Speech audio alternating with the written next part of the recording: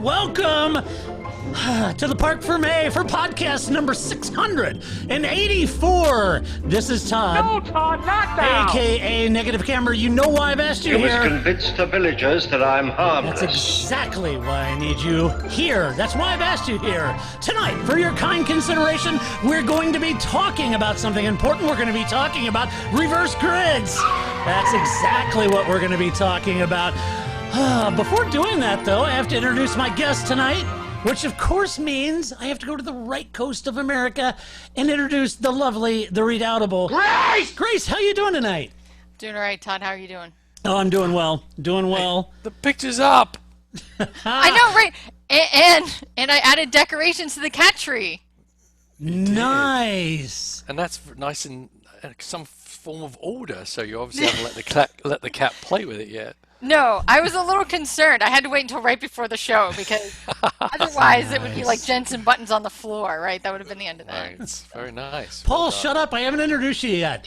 Oh, Never right. stopped him. So Paul and I are joined by none other than...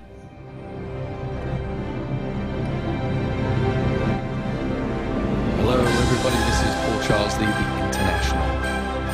Yeah, Paul. That's right, Paul. Paul Like Charsley. it. Like it. Thank you. You like that? Yeah. Yeah, that was good. I thought Way you'd better than appreciate the other that. music. I Dream of Jeannie, but yeah, it's way better.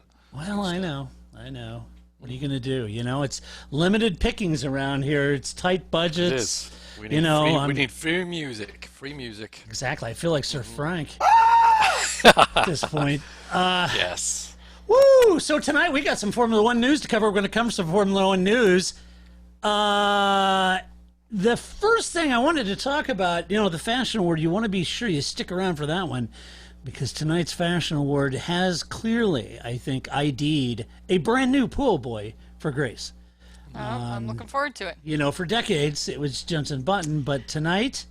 I'm going to have to replace the shrine is what's going on there, right? Exactly right. Yeah. Basically, Alonso beat him in the sim race, and she stopped loving him. Gosh. Yeah. Well, there's the Ferrari on the top shelf is Alonso. That one. Aye. That's Alonso. Yeah. That's nice. And Marco Melandri. Nice. Everybody that's listening to this podcast is like, what the heck are you guys talking about? Everything else is Jensen You guys Button. act like we can see all this. Everything else in the house is Jensen Jensen Button. Button. The Jensen, you know, the green and white couch. You know. No, it's the That's right, Earth we had couch. the It's painted like the Earth. Flip is only allowed to wear pink shirts. Right. Yeah. The only way that would be better is if it was like the little faces. Didn't Jaguar do the little faces? Yeah. Nah. So for those of you What who happened to listen to the them? podcast, I apologize because someone's a longtime podcast listener only and saying, you know, you guys, I'm glad you start recording video, but I'm not watching the video. Shut up and quit acting like I am, all right? Yeah. I'm driving, trying It's to a listen to watch you. party, everybody. Yay! Let's just chat while we Woot, watch woot. something. This is that's great right. radio right here. This is great radio. Here, guys, look at this. Good grief. We'll get through this. I don't know, Grace. What week is this? 21. Oh. No, I think it's what week 684 of quarantine, right? Gosh, that's what it feels like. Yeah. Are you guys all quarantined? Because I'm in Texas. I went to a market the other day, and absolutely no one had any clue that there was anything had ever happened. Seriously, it's like this is bizarre. You walk into a grocery store and it's like, But down there, They're just cats and dogs. They're climbing over each other trying to get to a Hysteria. sale. I'm like, yeah. and then crazy. you come back to the mainland and you go into and everyone's like, whoa. I'm like, you know what? They're back like an hour east of here. Bedlam. Coronavirus just spreading all over the place. Eyeballs rubbing on eyeballs. It's everywhere. That's right. Having a sneezing contest. It was great. Sneezing contest. I like it. Yeah, it's just like aeon flux everywhere out there, you know. They spread is. everything. No, I mean I'm right. I'm right outside of D.C. and our county just opened today at 5:00 partially, right? So I think they opened salons and outdoor seating for restaurants, but I'm not going outside. So Open them up soon enough so they could get robbed. Unlock the well, door. Yeah. I'm pretty far from downtown D.C. So Yeah. couple miles. So, but nonetheless, I just think that today we finally kind of opened, and then I don't know how long that'll last. I don't know. You guys keep it up, it'll be martial law, and you'll be all back in your house. Again, I'm still not leaving my house. Yeah, I don't blame you. That has not changed. It's like, No. I'm good. I've Don't been blame in you. York Avenue. I haven't get anywhere close to there. Yeah, pretty far out. So, But I did want to note before we start our first Yes. story that I did wear my very special Formula One blog DRS t-shirt. Oh, yes. yes. Because we were talking, it's like the gimmick show tonight, so I wanted to support our favorite That is gimmick. very good. DRS. That is good. I never got that shirt, did I? I think, did I No, come up but- with the and idea but never bought the shirt? I was just going to say this, Paul. You were instrumental in the design of that Yes. shirt. That's right. That's right. And yet you yourself were such a cheap bastard that you couldn't buy one. Right. You know, which I am too. People Well, ask me. I wait don't- every birthday and every Christmas. I get nothing. I know. Oh. You know what I Yeah. get, Paul? A pair of gold-toed socks and a bottle of Brute by Fabergé. That's what I get. totally buy Flip our merch for his birthday. It's inevitably in there. Yeah. That's Oh, look, awesome. more Parc Fermé shirts. Great. How old is DRS now? Are we getting on to a decade? Yeah, when was DRS? I don't know. Somebody Google that quickly, for the love of God. It was right after Alonso lost the world championship and Vettel won, and I don't know. No, it was the Canadian race. When was that? That had the that was No, the that was the tires. HD tires. Yeah. Another brilliant idea. Yes. It was the Abu Dhabi race, and I don't know, did they bring in DRS the next year? Right after Abu Dhabi? The same guy who was like, "Why do you act like I'm watching you?" is now also in his car yelling at us. Right? Yes. 10 years. 2011. Yes. Whew. There we Yes. go. Just Yay. looked it up. That right there, folks, is real-time information you can only get everywhere else. This is Wikipedia. This is what happens when our research staff is also Well, yeah, I've got Huxley and Atticus Well, at home, and they can't work remotely. Yeah, they're on furlough. They don't know they've been fired yet. Right. They How do don't you know get that. fired from zeros? I don't know. Have you I don't know seen what's their Todd. output? Yeah. Have you seen the quality of their work? It's crap, Grace. I know, right? I mean, I found out about Vettel from my husband. What good are they? I know. right. Supposed to be telling us this stuff. They're terrible. Yeah, All right, let's talk Formula One. let's do it. All right, first up, a little bit of what Paul Charsley might call controversy in the world of Formula One. So Formula One has floated out this idea. It's been kicking around. Fans have been discussing this. This isn't the only season. It's been sort of kicking around for quite a while. This whole concept of reverse grids, and that means reversing the grid in order of the championship. And it's been sort of talked about. It's orbital to some discussion sometimes about how to, quote, spice up the show, those kind of things. But it's never really been executed. I think there's enough naysayers to sort of keep it at bay. Well, this season, Ross Braun said, hey, let's do the reverse grids. And so you ask, how does that work? Well, qualifying would become a 30-minute race on the second Saturday.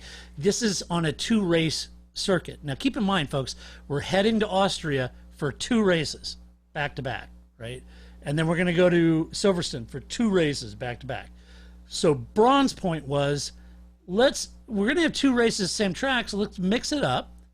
Let's do reverse grids. Why not? It's a truncated season anyway, and let's give it a shot and see if it works. If it doesn't, no harm, no foul. How would it work? Well, the first qualifying is normal, but the qualifying would become a 30-minute race on the second Saturday, and the starting order would be determined by a reverse championship position.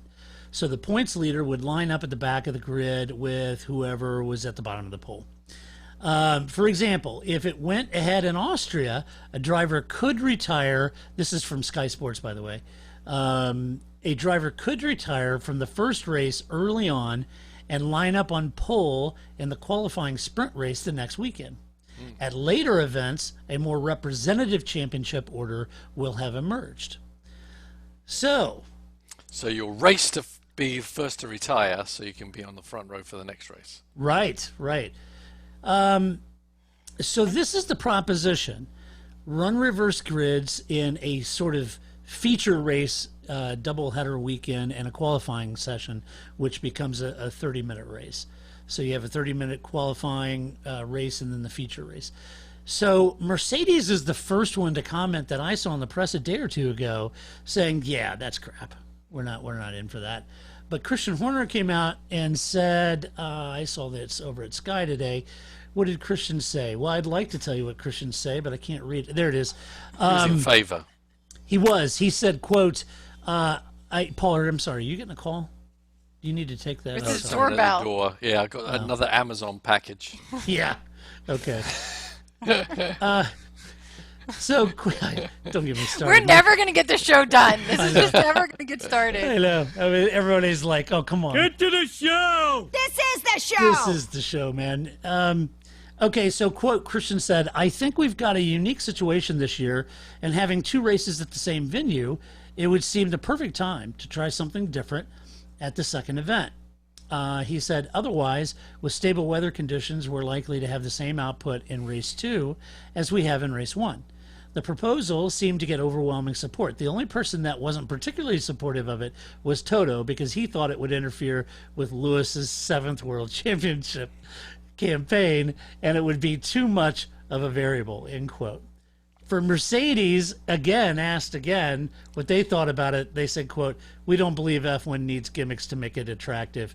We believe in the sport to deliver excitement," end quote. Interesting. Go ahead, Todd. Tear that to think- pieces. I think this is the greatest way to say you think this is a bad idea without saying it's a bad idea, right? There's no way Christian Horner really thinks this is a good idea, but by saying, well, we would do it, but Toto, I mean, it's very much like the McLaren, well, Ferrari doesn't like it, so we can't do it, right? Like, this is totally, that's great. That's genius. Just blame it on the one guy who said no, who's going to say no, because you don't want it either. So you don't think Christian wants it? First of all, isn't this really dangerous? Who would really want these? Who wants Williams to be in the front row? Does that seem like a bad idea? Not to Frank. Yeah. Fantastic idea. All right, Is it but dangerous? Why is it dangerous? because there's, I would assume that the Williams are more now they're like Jarno Trulli, right? They're front row back markers, right? They're just running. Right. They'll definitely be the jam cars up there for sure. For sure. I'm not Right. sure it's more dangerous. I mean, Not. It's. there'll be more incidents, yes. So maybe Right. we More call it incidents. So- That's danger. great. Yes. Okay. Fine. It's Yeah. nobody's likely to like really lose something here, right? But it's not going to Except be Roman just. Grosjean. I wouldn't put it past First him. of all, if Pastor Maldonado was still in, I'd be all for this. Second of Well, all, for sure. Heck yeah, because he would. anyway, I wonder what's causing all the accidents. but I just think that it's going to cause more incidents to have a Yes. reverse grid. That- I'm sure right. it will. Yeah, I would. And agree that's with that. probably not what people want. Isn't that And- spicy? Isn't that what no, people that's want? not spicy. Isn't and that that's- what you want? No. Is that what you want? But I think the thing is that NASCAR only does a reverse grid for their like fun race, right? Like Right. it's not like they're out there doing reverse grids all Formula the One time. has no fun race. They No, don't. Formula One doesn't have any fun. No, they don't. But you know what I mean? I think that it's not. This isn't something that other series that are much more spec, right, are doing. And now you have Formula One that's the opposite, relatively, of spec, or trying to be the opposite Yeah. of Let's spec. just say they're much more mature. I don't know, right? I just think that if other series aren't going to do it, it seems like not a great idea. What for series do the? I mean, not sure any series does a complete reverse grid. Right. I know British Touring Car, they mix up the top 10, and I think supercars in Australia do something similar. It's hard to keep track, but I don't think anyone does a complete reverse grid Right. for sure. So, if they went with the top 10 reverse grid, that might be where they'll end up, perhaps. I don't think any car. The whole deal is that you're picking your place on that grid for that qualifying race from how badly you do in the previous race. And so, as I say, I wasn't joking. Everyone's going to be racing to not finish the first race. Right. There's no benefit to that. So you need to not make it complete reverse grid. Maybe reverse top 10. So everyone's still gunning for points, but it does maybe add a little bit to the equation, but it's not so extreme as a complete reverse grid. No one who finishes last in the previous race should earn the right to start first in qualifying. I don't feel anyway. No, right. Right.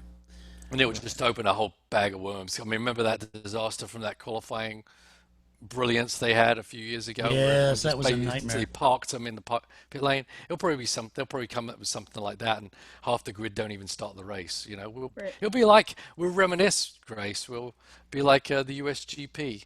Oh, and who doesn't love that? Yeah, when everyone pulled in the pit lane on lap 1, that was awesome. That was awesome. So it was Yeah. a great So race.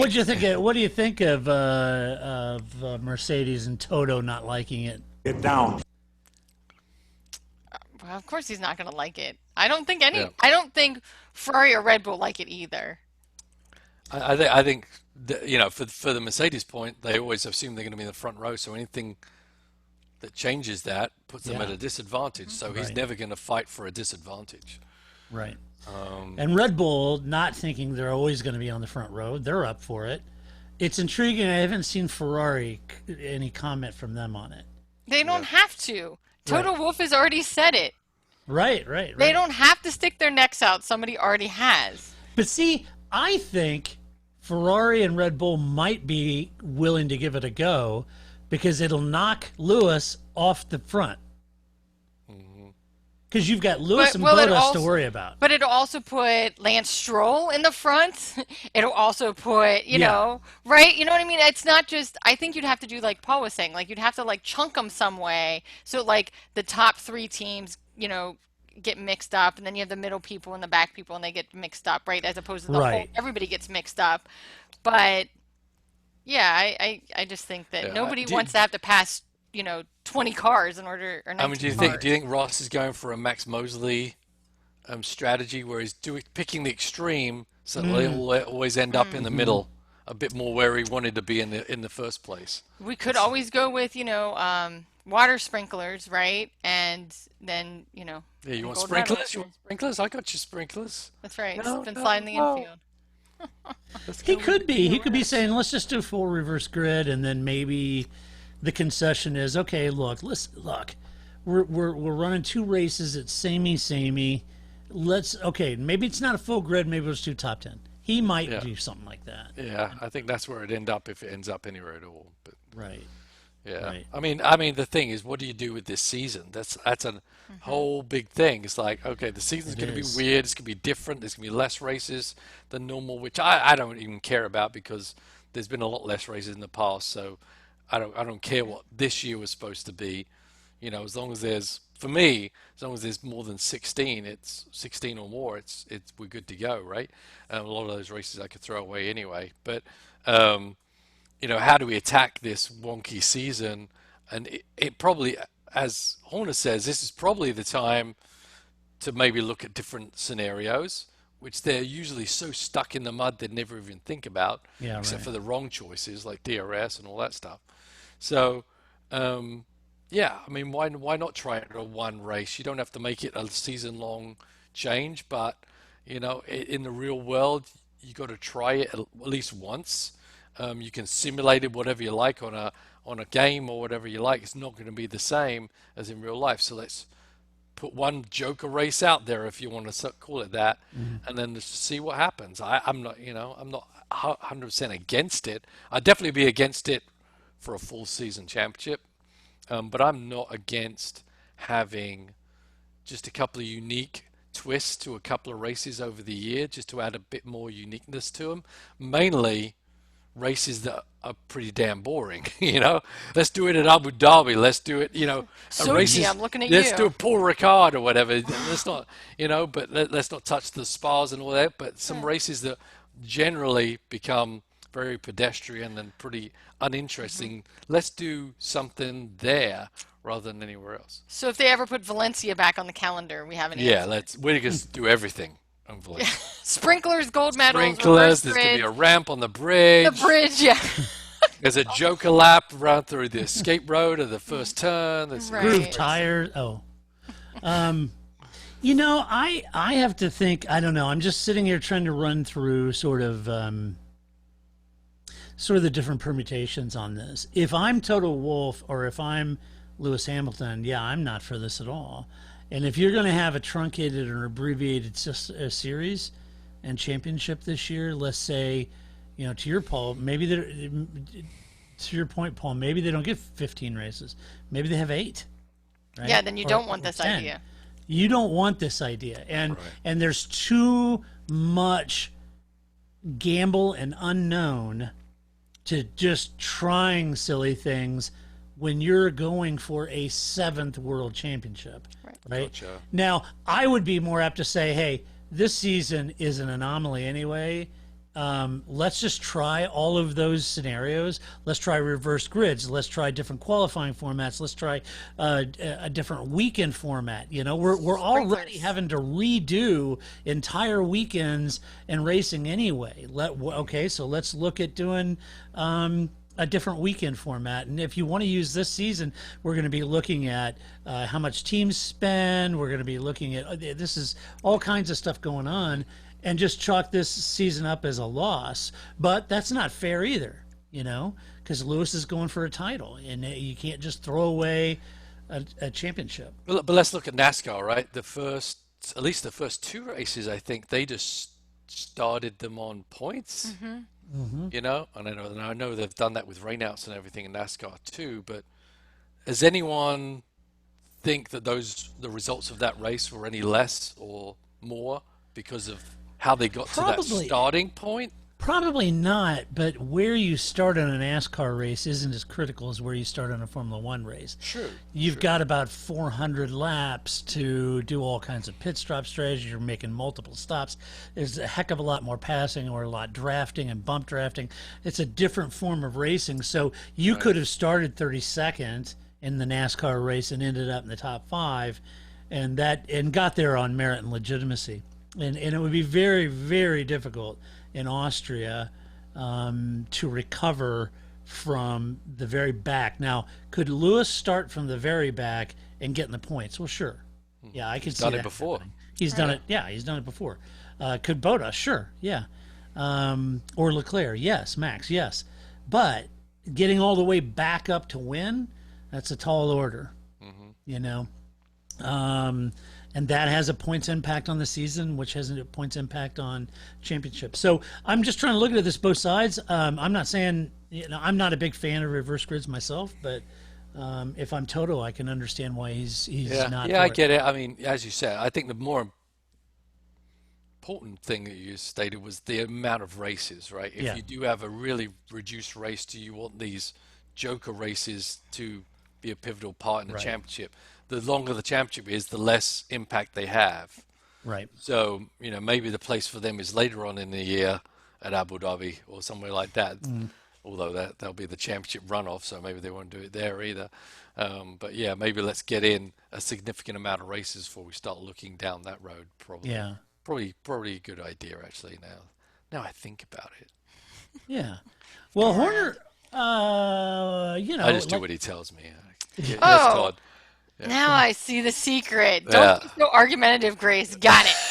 No, Together. that's not how it rolls, Grace. Got it. Todd said no reverse grids. No, it's not how it rolls. I back my way back up, and then I go, you know what, Todd, that was a great idea. It was very skilled. So you were not so true. right. Paul always gives me the middle at every turn. But it's so polite, so you just take he it. does. Yeah. Christian went on and said, I think the prospect of drivers having to race through the field on the Saturday or on the Sunday for a feature race, having to start from the back of the grid based on championship position, I think would be something really entertaining for the fans, something positive for Formula One, and something we really shouldn't be afraid of trying. Well done, Christian. That's what I'm saying. I don't Todd know. says no, Christian. Just move along. I think he really feels Right. that way. You know what I say. All right. Have we talked about reverse grids enough? Yeah. Okay. Do you want to talk about sim racing? Because I don't think we've talked about that enough yet. That was amazing this weekend, wasn't it, Grace? Did you watch? I'm sorry, I was busy. I was watching paint dry, and I totally missed that. It's terrible. I feel horrible about that. I don't know. Don't get me started. All right. Let's see. I'm just trying to liven up the show for the listeners and I or the know. viewers. And right? the viewers, right? Well, if that doesn't live up the show, let me just tell you the kind of text messages I got from my oldest daughter here. Oh. This is just down. The wall in the green bathroom, one of our bathrooms, is green, pale green. It says, the wall in the green bathroom is deteriorating by the shower head. Might want to take a peek. Deteriorating. Like minute by minute deteriorating? Or- I know. I'm sitting here panicking. Is it literally crumbling away as it's sitting here? She's noticed that for weeks now. She's just trying to mention it right now. Right now, not an hour from now when you'll be done. It's like the wall. It's deteriorating. Oh my gosh! And I'm thinking, okay, so what is that? It's Does that turned mean? into liquid magma. Yeah. So what Hot is that? liquid magma. It's a plaster wall too. I'm thinking, this is great. So that's how I get excited about the podcast. Let's see. What else shall we talk about? Okay. We'll warn you if there's a waterfall behind you. Yeah, let me know because it We'll would let come you down know. over there. Right. Someone opens the door and they're just completely wet. Yeah. Dad! The wall's deteriorating. Don't as you we care? speak. I told you. Because I'm going to end up like, what's his face? Matthew McConaughey behind the bookshelf looking out, you know. Oh, right. Interstellar. Interstellar. Yes. Gee whiz. All right. Behind the wall. I didn't see that movie. Hey, Paul, Silverstone's game on, man. Don't Yes, it is. see it. The only reason to see Interstellar is for the robots. The robots are literally the best part of that movie. Well, I'm in. I love robot movies. Paul loves him a good robot movie. and Matt Damon's role. That's really it. So just watch up until My Matt. favorite song is Mr. Roboto. The robots are great. Who's this? Oh my god. That was Paul, that was a seminal piece of work for Styx. Oh, yeah, it was. Yeah. Dennis DeYoung was a Yeah, genius. Dennis, a genius. Tonight's the night. Okay. Is that Your doorbell, man. Come that your on. doorbell again? Yeah, more What is like Amazon Grand Central stuff. Station over there? You know, I got my models coming, but they come in one piece at a time. There's a door Oi! that's Just leave it at arrived. the door. Crazy. No, I'm sorry, sir. You got to sign for it. All right. Silverstone is game on. But let me ask you about Brazil. I'm not going to Brazil. No, me neither. Well, no. I mean, Paul wasn't afraid to admit to me he's not a COVID-idiot. no way. I was reading the notes and I'm like, going to Brazil? Nope. I've seen Carnival. I know that they're just spreading Talk about eye COVID rubbing all to over each eye, other over right? there, Nope. Yeah. Oh, boy. Grace isn't even going to eat any Brazilian bread right now. She's like, yeah. She drinks Brazilian wine. I wasn't even going to go before because I don't want to be like, Jensen Button, but now, Don't go nope. with any watches on that. Yeah, right. Or my laptop. Just some friendly fans, right? But nope. Nope. No bubble. No bubble is going to save you from Brazil, I'm afraid. Yeah. Maybe Let's not. go back to Argentina. I saw a travel food show the other day in Argentina. It looked really great. No, don't cry for me.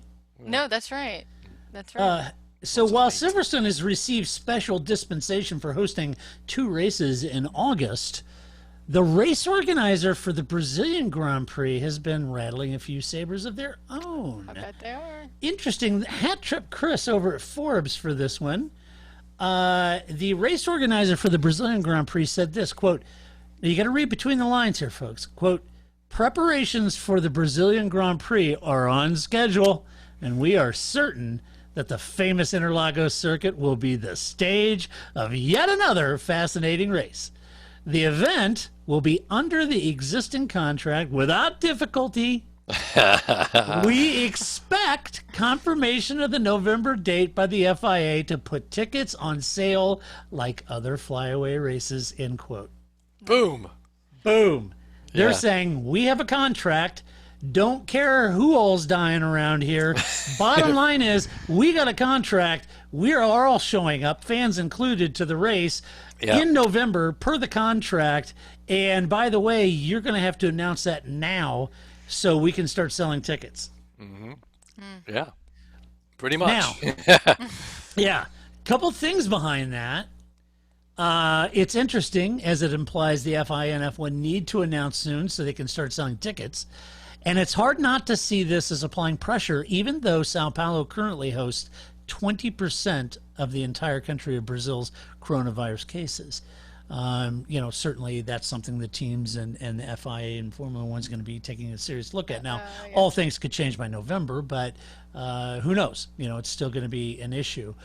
But to that point, when you think about the logistics, this also in the Forbes piece, but between 6 and 7 Boeing 747s to transport up to 50 tons of freight per team and 150,000 kilograms of broadcast equipment to each flyaway race.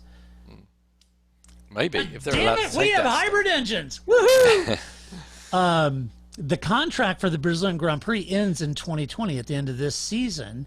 So they still have a contract, and it will be interesting to me to see what decision F1 makes with regards to the inclusion of this year's truncated schedule. Keep in mind that it takes 8 races to be classified as a championship and at least 15 races to get full financial obligation from the broadcast packages that they sold. Now, given the challenges with the national and local restrictions, F1 may actually find themselves in a position of needing that Brazilian Grand Prix in order to either achieve 8 or more than 15 races. So I could see them right now saying, "Hey, I feel like you're kicking us in the personal private area right now, and it's hard enough, but should they struggle in getting a string of races together to achieve either a full championship or their broadcast package, they may want to include Brazil." I don't know. Well, they may want to double up a coda. Yeah, right. Or they could double up a Coda or Mexico, right? Yeah, which may be a little easier Yeah, probably would. on the peeps. I would And the imagine. freight and everything else, yeah. Yeah, it's interesting talking about the freight, because obviously we've got the first IMSA race post COVID coming up, and the limitations on personnel and equipment and everything is seriously limited. So I'm wondering, obviously there's been no announcements from Formula One on what limitations there are going to be about the traveling circus, but 80 people per team, I think. and how many normally go? I don't know that. I don't Okay. know that. Okay, and a I lot just, more than that. Yeah, just like at Daytona, some of it's like you can only have one little tent. You can only have 15 people per team. You can't have any of your walls or your floors or anything like that because they need a quick turnaround on getting in, getting out real quick. So they're limiting a lot of things that we've become used to going Hey, for a Paul, race how weekend. many people you put over the wall to change tires and service your car when they make a pit stop? Over 4 is the max. 4. Okay. I couldn't remember Yeah, if it and was 4 there's or different 6. variations of that with your changing tires, fueling, etc. Yep. So I believe it was 4 over the wall. But then you've got multiple people behind the wall handing tires out, Yep. working the fuel hoses, etc. Cleaning windows or whatever. Yeah. Yeah. So there's limits to what someone can do out there also, Yeah. Okay. But that's I couldn't remember if it was like 6 or 4. I couldn't remember. Yeah. I But mean, even so, at 4 or 6, you've only got 15 total. So. Right. And that includes the drivers. Oh wow! And you've got 2 or 3 drivers depending on the race. Right. So that was something we weren't ready for. So literally, our skeleton, our team, not including dads and marketing people and blah blah blah, still can't fit into that bubble, right? So Yeah. some people still can't go who are actually would be intrinsic members of the team. I just made the cut because I promised to make the sandwiches also. Right. But PB&J gonna- for everybody. Who likes Miracle Whip? But it's interesting. It's facing these things. Okay, how are we going to Yeah. do this? I mean, just me alone. Like, how am I going to? Okay, I'm going to have to be the liaison between England, Aston Martin, and the team during the race because there's no one else there. Usually there's 2 Aston engineers there. So the 2 Aston engineers are in England. So then I'm going to have the one relaying the information from them to the team on an as-needed basis because Right.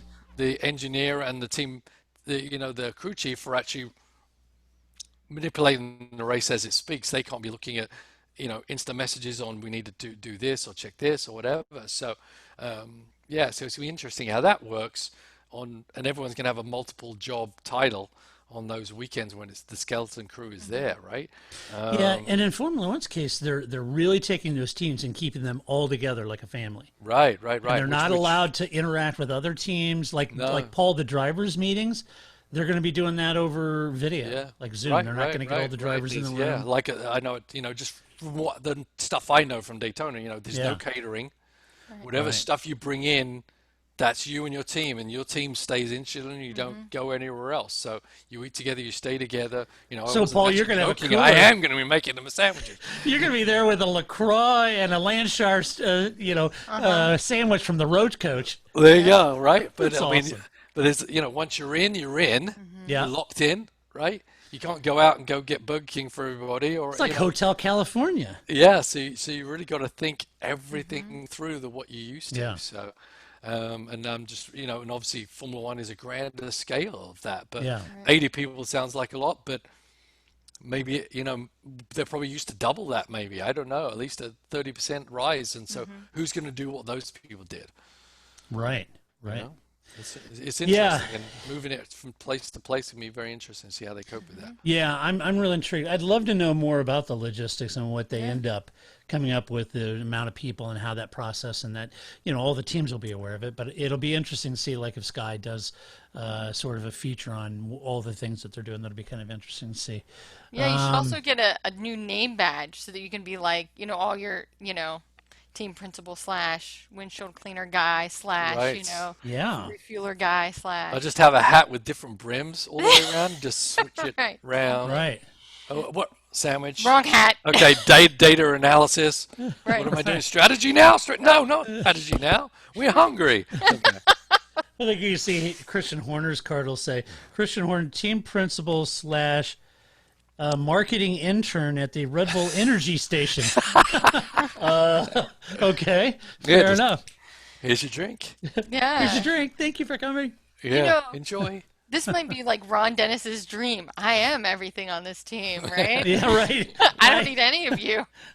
That's exactly what it is. I like it. Nice, Ron. All right. That's the Lewis logistics. is going to get his little support lady. Woman, yeah. Oh, yeah. Because he'll put his foot down on that one. You can't. Yeah, exactly right. You can't. Her name escapes me now. But I can't think what it is either. I can see her face. I can't. It's his physiotherapist, right? Yes, it is. She But she does everything. She does, yeah. She's like she's like a PA to him almost. A PA plus physiotherapist. Yeah, she's everything she does to a him, lot. It's fun to see that relationship. They're pretty tight for sure. Yeah, they are. Yeah. Let's see. All right. Next up, Bottas, Vettel, and all the rest. Yes. All right. A week on from the announcement of one Daniel Ricciardo, there are rumors about Valtteri Bottas talking to Red Bull, as well as possibly Renault. And I doubt that either of you are even aware that I created a little video series vlog that I've been doing called Skid Marks. Oh yeah, I play it to my dogs, helps them sleep. Oh, good. Yeah, that's exactly why I make them. We actually started watching it because in the little clip on YouTube, because you're kind of sitting odd, and so, but it's not until you watch the video, it's because you're holding a guitar. But in the little thumbnail, it's like, what the hell is that guy doing, right? Right. We actually watched it so we could figure out what the hell you were doing in that I did picture. see it. Now today's one was out in the garden. I don't know if you were going to go, show us how to plant marigolds as well, or so I didn't see that one yet. Yeah, I could. But do you have a tree house? Are you full on Mark Priestley? Is that what's happened here? You're just going to walk around with your camera on a selfie stick, and I am going to walk around with my camera and the selfie stick, and if you go back in our YouTube, you will look that many years ago, Paul and I were so far ahead of this. We were doing exactly that. Paul would do videos from a selfie stick from Sim Raceway, and I would do videos, and then I would edit them together on certain topics, and then I literally got somebody comment saying something about me walking. Oh, he's walking around, he's jerky or something. It's like, oh, dude, deal with it. Come on, man. Give me a break. Now it's hip. And now it's all the rage and done to death, and everyone thinks I'm jumping on the bandwagon. No, I made that effing bandwagon. So I watched a thing that Ted Kravitz did, right after, Oh, I love his park walks. Yeah. Well, so we're watching. Now, first of all, right, it's always interesting to watch what the people behind him are doing. Did you right? see the couple making out? Yeah, right. Because I mean, I assume that Was some he in people Hyde Park or something? I haven't seen these. know, but They're he's always just, having sex in Hyde Park. It happens all the time. but it's just really Is that funny. in Kent? the small The small country of municipality. Kent. The country of Kent. No, But yeah. There was one, and the cars. So in the United States, right, your car has to be parked in the direction that side of the traffic is going. Yes. But on the street, they're like parked all like in different directions, and so Yeah. I have no idea what Ted Kravitz said for like 10 minutes because I was obsessed with the fact like, how does this work? What do you mean you just park wherever? You have to park with the flow of traffic. How do you get? I know. I don't get it. The British, it's the home of Formula One, and yet they drive on the wrong side of the road. They park weird. I I don't don't know. understand. They But I park did- very well Wow. in people very just- tight.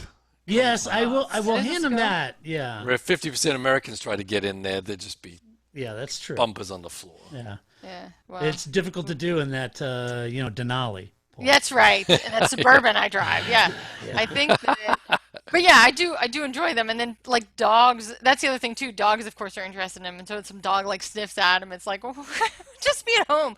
Go find Mark Priestley, hang out in his treehouse. Have It's some so time. funny because this last one he did, he's walking around the corner a couple times and you see a man and a woman sitting on a grass and they're facing each other. And then like the second or third time he goes by, if you keep looking at the back, she puts her arms around him. They start like making out. It's like, get a room, And I don't know if anybody commented. I didn't have time to read the comments, but I thought it was hilarious. That's So, great. Anyway, so yes, I'm going to get it. So anyway, on my skid marks, I was talking about this. Go to Paris, France. And so I was talking about this, about Botus. It doesn't make any sense to me, Botus to Red Bull. That, Albon to me is doing a great job, and I don't see that. Botus and Vettel, as well as Alonso, those are the names that are all circulating in the news and the guesses. So I thought, you know what? Instead of here getting on this circuitous route about what we're going to talk about on these, let's just break it down. Renault, who's a better fit? Vettel, Botus, Alonso, or somebody else? Botus. I agree. Somebody else. Somebody else? Who's that somebody else? Who would that be? Well, I guess I was thinking more like, I think Botus would be a good fit there, but why would Botus go there? Because he has nowhere else to go. He has nowhere else to go. So just imagine, if you will, he doesn't have a ride at Get it. At Mercedes. Mercedes, yes. Right. That team. Right. Well, yes, then sure. It's But- an interesting thing because the Formula One teams are having to make their decisions on their drivers. With no knowledge. Yeah, Yeah. on their drivers' performance this year without actually seeing them drive, because these decisions have to be made at this time for next year, right? Yep. Yeah, else there'll be someone else will pinch them. We've already seen it happen. So right. So I think that if Mercedes gets rid of Botus, all right, fine, I'll give you that. But he's not going to go unless that happens. right. Right, he's not going to leave. Sorry. Unless he's asked to leave. Getting text now. I got a text from my friends in Minneapolis. That's delightful. Is it on fire? Have you gotten any more from your daughter? No, so apparently the wall is Okay. okay. I So mean, that seems like Did of she an climb into the wall? It's like one of those Doctor Who episodes. exactly. She saw a face in the deteriorating wall, and so Right. it just mesmerized me, and I climbed into it. And I climbed in and went to an alternate universe. yeah, I knew rip it. in time. There's Daleks there. Daleks. Yes. Daleks. It's like you and Taco. It's Taco. Paul. Monaco. Not Taco. It's Taco. There's no R in taco. Okay. So This should just be the off the rails podcast. I feel like this is a total off season. We've totally lost. screw it. F1. Let's talk about something else. Whatever. Yeah. Okay. So So we'll toss it Renault. Okay. yes, I agree. I think that's a better fit. All right, say Renault. All right, Mercedes. Who's a better fit? Bottas, Vettel, Alonso, or somebody else like Russell? Vettel. Grace? Oh, Don't you do it! Don't you do it! I got nothing, man. Come on. No, that's my I will Richard have Gere I'm- impersonation. I'm thinking. So I would take Russell. I knew you were going to say that. I rate that guy. You think that would get you the best results, or you No, just because she don't thinks think children Vettel- are our. She thinks the children are our The future. children are our future. Thinking about those children. Good Hashtag God, blessed. I'm leaving now. No, I think that Vettel. You're all right. You're right. Vettel would get you your best results. Okay, so. But is Vettel going to be your best long-term solution, and is Vettel going to work well with Hamilton? I don't think he's a long-term solution, but he's definitely a short-term good solution. And they've got Russell by the what's-its. He's not going anywhere. No. You know, it's like he's not going to go, well, if I don't get it this year, I'm going to I'm out. Renault? No. So, No, you're No. not. so you're saying keep Lewis and Vettel as long as Vettel will stay, and then put in whoever you got. Now, and keep in mind, what Vettel brings is a little bit. I'm not overplaying this. Don't get me wrong, but it is a little bit of a bargaining chip with Lewis. Well, Lewis, I know, but we're bringing Vettel in. He's a 4-time champion. And we've got to keep our costs down and yada yada yada. It's also a safety in case Lewis decides to bolt. Right. I mean, Right. Lewis may say, "Oh, the hell with this, I'm done." I don't Yeah, know. Lewis could. He could get mad and just go whatever, and without contract, he can really do whatever he wants. Yeah. And then they have no true number one. Vettel is a guarantee of that. And Yep. you know, Right, the but if the best team on the grid will be with Russell and I don't know who else is on the Mercedes group, but I Ocon. guess they'd keep Ocon, yeah. Ocon, is he? But he's So they just But I you don't don't they think? want that. I just don't. I mean, I don't know. I just don't see how Lewis and Vettel are gonna like. I think it'd be magic. I think they'll get along fine. Will they have their issues? Yes, I do believe they would. But I think, and as I said in the recent skid mark, I think they're both matured quite a bit. They're both multi-champions. They both understand the team thing. I don't think it would be as bad as the Rosberg-Hamilton deal.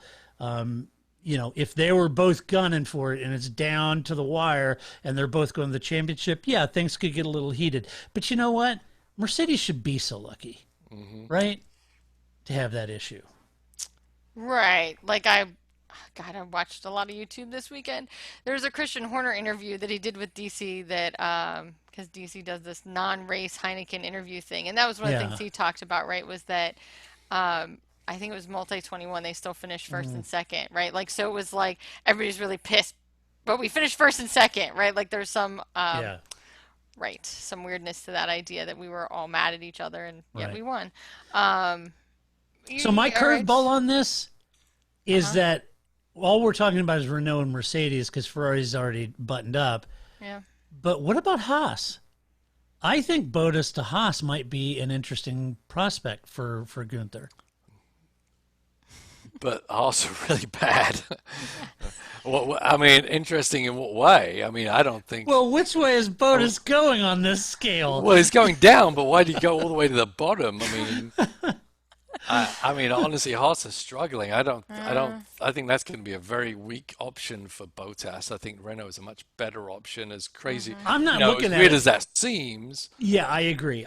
They're a better option. Don't get me wrong. Gunther, yeah, it's a great option, but for I'm Bottas, looking at not it from a so team much. perspective. I think Yeah. Gunther might be interested in that if they can make a compelling case to Valtteri that they're going to turn it around.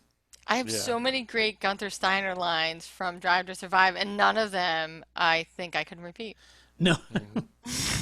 They all not only involve cussing, they all involve the F word, which Yeah, I'm right. sure Yeah. Todd would prefer. I enjoy, but I avoid. Yes. But Yes. he that has would be some good. prime crime quotes always. Yes, he does. It's all that gangster rap he listens to. Just rips off. All right, so Haas, Racing Point. Him with Carl, they jam out together. That's right. Yeah. I'm sorry, what? Where you get my heavy metal going, man? Yeah, right. You know. Paul loves this song. All right. That was my stare. Yeah. Your One dead of those eyes. Loves, yeah. Come on, Paul. They were from Birmingham. Whatever. I don't like heavy metal. We're learning so much this evening. We are, aren't we? What other heavy metal band was from Birmingham area? I don't know. Judas Pay Priest. attention. Judas Priest. Come on, man. How far is that from Stevenage? In Kent. Calaus. Is it close to Kent? Is anything close to Kent? Just the Garden of Eden, very close to Kent. Very close. Is Slough close to Kent? It's on the other side of London. Oh, damn it. All right. We're That's taking a little geography. It's a different country, Todd. That's the extent of England that we know. That's what we've got here. Yeah. The Office Stevenage? and races. Well, then Slough. Slough must be close to Guildford. No. No. Okay. I don't live there, Paul. Bear with me. I'm not British. Yeah, but just keep throwing them out there anyway. This is I good. will. This is geography with Paul. That's the next skid mark. Geography with Paul. Paul, where's Newcastle? Is Norwich fun? What about Southampton? What about That is Frome? fun. It's the only other. Are people really Place I jerks know. in Bristol? No, they're nice in Bristol. Oh, okay. Yeah. What about Cornwall, Paul? Very quiet. Very Yes. quaint. My friend Simon Foxall lives down there, actually. Oh, cool. See, if I lived in the He always sends UK, pictures of him in Cornwall just at the beach. see, if I was in the UK, I'd probably live in Cornwall because being the introvert that I am, nice and quiet, pastoral, You would. that's me. You could join my friend Simon. He's in a punk band that does Sex Pistols covers. I don't know how this works. He sends these tranquil pictures of the Cornwall seaside, and at night he's just thrashing it in the middle of a pub. People are Thrashing complicated. And kicking fans. Exactly, yeah, spitting on people. Spitting on them and throwing bottles at women. And then he's Yeah. walking his dog gently. Oh, it's so beautiful here. It's nice, so tranquil. Yeah. Try it. Okay. Yeah. Sorry. So Haas, okay, Racing Point, we got Perez, we got Lance Stroll there, AlphaTauri, Alfa Romeo, others. Don't see Bottas fitting in any of those. No. Do you still think, if we boiled it down and said that Renault was a better fit for Bottas, do you think it's a better fit for Bottas or Alonso? What other option does Alonso have? Yeah, I don't think he Has doesn't. much of another option? I Let's wouldn't send think him to Haas. That I'd like to. That That would be great. that I hope they do one of those little Him and McLaren. Gunther would get along great. they would, wouldn't they? Oh, again, I can't use any of Gunther, the I phrases. demand this. Have far for Alonso. Yeah, that's right. Yeah, Smashing he's walking, doors.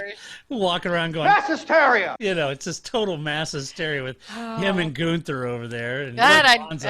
Although Gunther's a barker, because he Yeah. barks about F this, rah, rah, rah, rah, and then he keeps bringing Grosjean back because he feels bad for him like a little puppy. I know. Like ridiculous. It's I do true. love I do love that buddy movie though too. What's that? The buddy movie of Gunther Steiner and Roman Grosjean. Yeah. That's Oh, that old yeah. Teenage Drive to is a Survive good kind one. of fun. Yeah, that is good. That is good. Good night, was- Roman. Good night, Gunther. And then he's Click. like 20 minutes later, Gunther's like, Hey, what happened? we're like, What are you, a wizard, a genius? Why didn't you tell me that before? they're all just freaking out, F-bombing each other. And then, I don't know. What an emotional roller coaster. If I worked there, I'd feel like I'd be playing emotional dodgeball all day. Yeah. Yeah.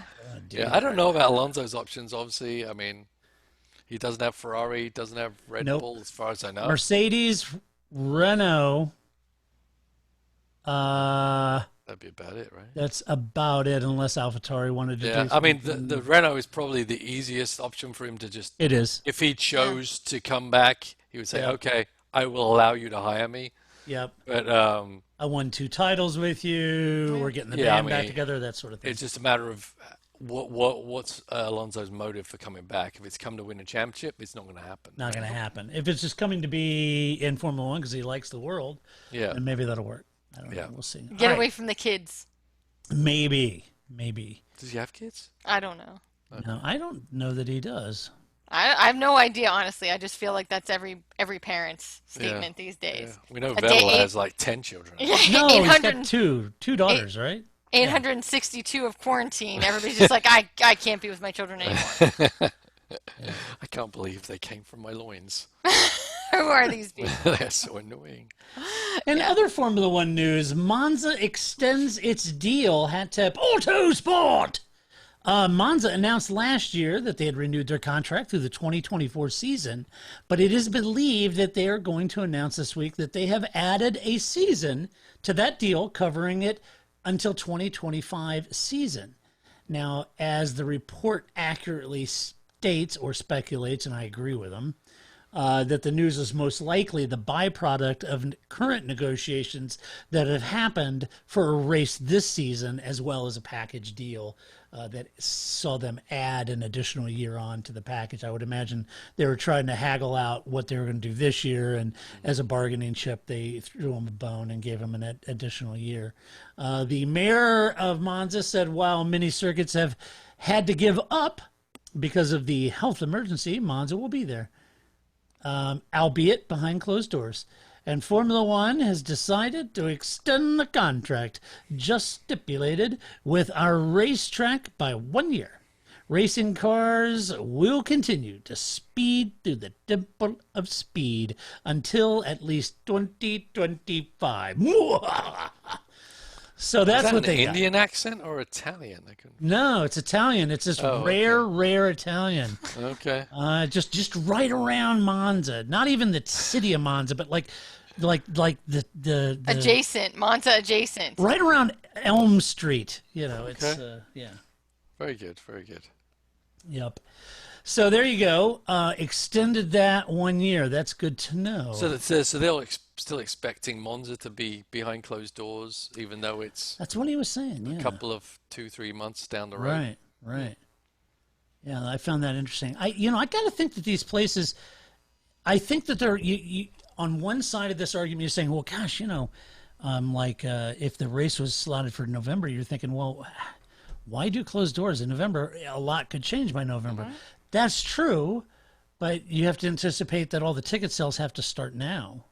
And as they take a snapshot of the situation now, it doesn't look that great. So what do? Do you sell all the tickets, then hold the money, and then if things don't get better, do refunds? Pretty much. I would do that in a heartbeat. Yeah, why not earn interest on all that money for a Right. couple months? Yeah. All right. So A couple of euros not? interest. Yeah. what the hell? All right. All right, let's do a mailbag. You've got mail. Woo! So Mike says this. He had a long comment about our podcast about Lewis and Vettel, his history watching Lewis and Vettel grow up in the sport. But his last part, he said this. He said, it would be crazy cool to see Lewis and Vettel together for 1 year. I believe over 40 years of watching F1, Alonso, Lewis, and Vettel are the best three drivers in the sport, all in contention of being on the grid in the same era. It is a horrible shame if we are robbed of F1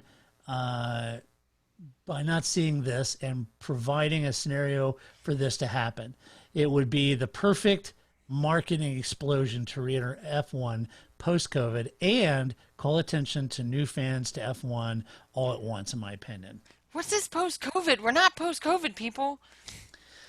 Well, they are in Texas, Grace. All right. Well, there you go. And The all Want of to the, go to Canton, Texas, man? It's We're not post-COVID. And all rubbing of the- oil in each other. I don't know, Grace. All of the protesters and rioters and everyone else would suggest otherwise. No, wear your damn mask. That hasn't changed. Wash your hands. Don't touch your Problem face. is, Wear your are damn you wearing a mask. mask because you're a protester, rioter, or because you've got COVID? Right. Why How do you limit know yourself? nowadays? Yeah. Why limit yourself? How do you know? Just keep it on. Just make sure it says Whatever- hashtag blessed and you're good to go. Right. Whatever hits your fancy at any moment in time, you can switch around. I'm just You've already saying. got the uniform on. That's right. Be responsible. Wear your mask. There you go. We're not post-COVID, yo. But, yeah. I don't know. I do think it would be fun though. I as somebody who, when you asked this question 10 minutes ago, was like, I don't know, Lewis and Vettel. I still, I don't know, Lewis and Vettel. But I would love to see that happen, right? I think that would be fun. Now we need three-car teams again. 3 Mercedes. Put Alonso, Yeah. Vettel, and Hamilton together. And get Paul di Resta as the test driver, right? Just so we can get the band all back together again. And some flip Right. phones. Right. I think it would be even better to have Vettel and Lewis on the same team not wearing masks. You see the look on Grace's face. Oh my God. All right. Oh boy. Good point, Mike. I'm with you. I think it would be a marketing It would be genius. It would be great. Yes. Yes. And I agree with his analysis of the 3 best drivers. Yeah. Yep. All right. Shall we give an award away? Let's do that. Sure. Shall we? Okay. An award. Here we go. What is the first award? Post of the week.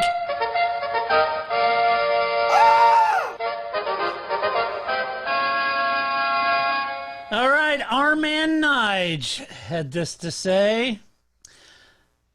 Paul, strap in, because here we go.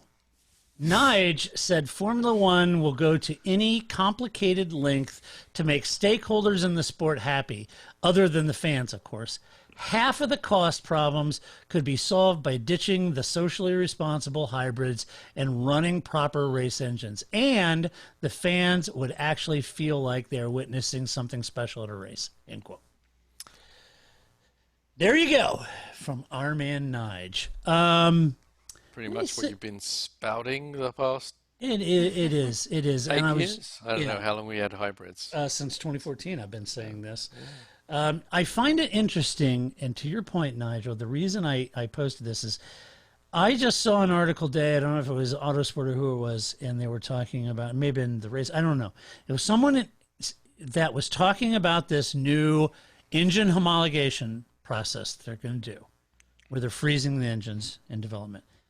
And they go in this very excited idiom, if you will, or this very exciting manner in which they started, and this is why it's going to be great. This homologation is going to stop from those outrageously expensive engines, and it goes in about talking about how horribly expensive and this rampant development and blah blah. And isn't this great? And this new rule is going to be awesome and all that. And I was thinking, where was this article back in 2015? Where was, I mean, you were spoon feeding us that the issue isn't this hybrid engine since 2014. Now, I've been, throwing all that up because I don't agree with it. It's been bankrupting teams. And all this time I've been, a man on the run trying to avoid getting, things thrown at me because it's not a popular opinion. But now all of a sudden they come out with homologation. So this is the problem with it. This is sort of the emperor has no clothes in my mind. You're doing this. I'm telling you, this is what's going on. This thing is bankrupting teams. It's too expensive. Nobody can afford it. Only the manufacturers. It's a baked-in advantage. It's artificially impacting the sport. All of those things. And I get all the platitudes. Well, dominance happens in Formula One and all this stuff. And I get all that, folks. But this is a different deal. This is, 7 years on of baked-in advantage. And now they finally come around to saying, gosh, we're going to homologate these engines so people aren't spending fortunes on continuing developing them, and we're going to homologate them. And now you've got all these press pieces coming out talking about how wonderful this homologation idea is and how that's going to really cut down on those outrageously expensive engines. And it's just hard to take them seriously when you do this. It's difficult. It's frustrating for me because we should have been having a legitimate conversation about this back in 2015, and yet nobody wanted to, and that's frustrating to me. So, my opinion. Go, Paul. It's too late now. Yeah. Just my opinion. What's your opinion, Paul? I mean, my opinion. I don't mind the hybrid ideology behind it, etc. I think they went too complicated with the idea initially, It is F1. And right, but they're as you see, a lot of those decisions that they make, just come back to haunt them time and time again. But they never learn by them anyway. But I think the hybrid is a fine idea. I think the complication of the expense of the engine was way too complicated. We saw the opportunity there. Let's take off the MGU H. Right, and let's free up. Let's make the engines free up a little bit. Let them rev a little higher. Let them, at least do something like that. And the teams are the engine manufacturers are all behind that. And now we're too far down the route where these engines have gone, where that's now going to be probably more expensive. But yeah, and I wasn't trying to be a Luddite about this either and saying, oh my gosh, we got to go back to the V12s. I wasn't saying that. I was saying that'd very be much great. It would be great. But no, but you and I, Paul, we've talked about this over the years. So have Grace. Grace and I have talked about this until we're blue in the face. So what we're saying is look, scale it back a little bit so it's a more affordable package. And if you did a V6 turbo with KERS, a little more affordable package, and could still produce some serious horsepower and some good racing with a hybrid element to it. But the whole MGUH and everything, it's just gotten so out of control. Yeah, it's disappointing. The cars just keep getting heavier and bigger. Yeah, that's right. And you do notice that when you watch them live, Yep. and on TV as well. So it would be nice to slim them down from all the extra auxiliary stuff that they have to plant on those things now.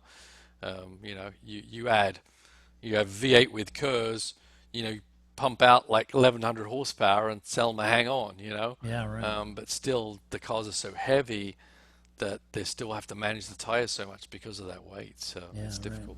Yeah, it is. All right, next award is Grace's favorite award because it is the Lewis Hamilton Fashion Award. Lewis Hamilton, there's no stopping him. Lewis. Lewis Hamilton, there's no stopping him. Lewis. All right, Grace.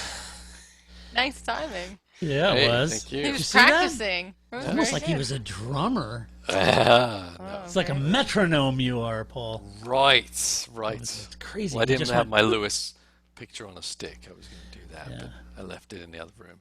You Right, know, so- I actually have one of Mario Andretti. It was the fan they gave away one year at at the Baltimore race. I think I have one of Ari Leyendijk as well. It was just really funny that everybody was just fanning themselves with Mario Andretti's You face. mean The Bachelor? Yeah, yes. I forgot about that. Oh my goodness. Yeah. All right. All right, next time. Anyway, post of the week. Okay, so this week's Fashion Award is a bit of a rebel because it's almost a no fashion award. But that in and of itself is a fashion. If you are watching this podcast on our YouTube channel, I'm going to flash up on the screen now the picture of Grace's new pool boy, this week's Fashion Award winner, I have none other than Pierre Gasly. He's not wearing any pants. He's not wearing anything. What's he lifting those weights with? I don't know. Look at him. He's ripped, Paul. What are those He's like a weights made of? machine. Yeah, he is a machine. Look at that. Well, I'm going to have to take my after workout pictures to a different level now. That's I know. right. He's raised the game. I know. I usually was- take pictures of my feet with my shoes off, my socks still on. Now I'm going to have to change the whole concept. Oh man. It's crazy, isn't it? Yeah, he's ripped. He's in great shape. He's ready working to his go. tail Kidding off. me? He's trying to intimidate everyone else on the grid is what he's trying to do. Yeah, He's Michael you think? Schumachering it, Yeah. right? Now we need to have a picture of Lando chewing on a crunchy bar. A Jaffa cake or something. Yeah, right? something like that. In very comparison, British. it's like I'm coming for you, Lando. There you go. Isn't that great? Ready. Yeah, it's amazing. So This he's is what in great happens- shape. I cleaned my office today. There you go. Mario. Mario fan, I like it. Oh, There that's you go. good. I've had this for years, but you Yeah. can't get rid of this. This is No. great. It's cannot. Mario. Can't do that. Oh, An that's great. institution. He is an He institution. sure is, and more. Yeah. All right, the final award happens to be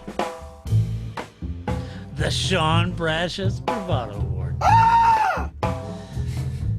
Sir Frank, what are you gonna do? It's tough being Sir Frank. You still need that soundbite from Patty. You need to bring that in somewhere. I know, I do. You might recall Rob Smedley used My to f- work. Yes. My favorite member of the Medley family. Mind Yes. Yes. you. Rob S. Medley. Rob S. Medley. Yes.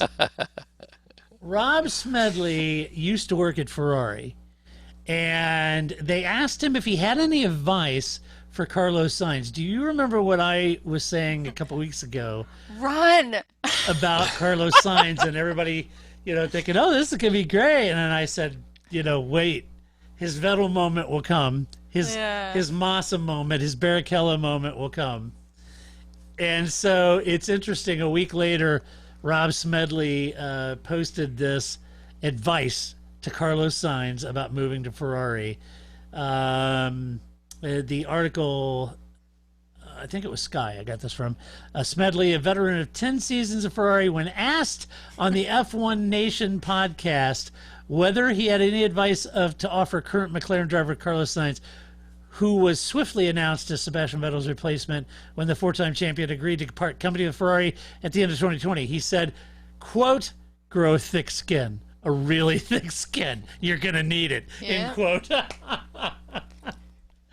thought Charles that was great. is more liked than you. Yes, exactly. That's right. I just loved that. He went on to talk about, Ferrari, and of course he was saying it was great to work there and all that stuff. But he would know.